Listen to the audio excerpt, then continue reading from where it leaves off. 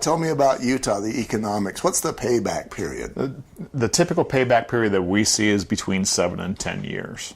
Okay. So it depends on the size of the home, how many panels we get, what kind of offset we get, and that really determines the payback. I always bring up to a customer that's interested in payback is, what is your payback with your power company?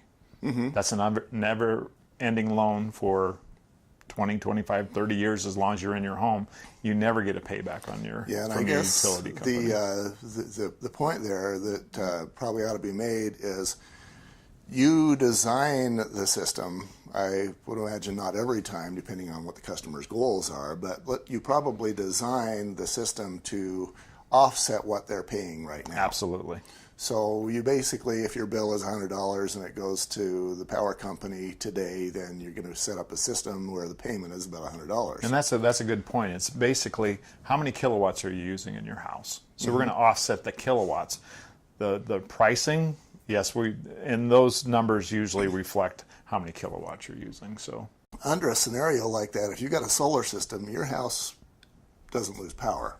It actually does lose power. It does. Most people are tied to the grid. So meaning that you're tied to the meter that's on the side of your house, and that's tied to the power company. So when the power goes out, your power goes out. Okay. Is there a way to circumvent that so that you've got power? Either a backup battery generator or a diesel or natural gas generator. That would be a way to offset that. So okay, but that would be a different system. That'd be a different system. Well, you could get them to work in conjunction with one another. And what about, for example, and I know that you don't directly sell, and you're not an expert in SoCal and Texas and Maine, but generally, how is that going to compare versus Utah? So for example, where I'm coming at from Utah is that it's kind of a sixes sort of a condition where you're just paying the same amount to a different place.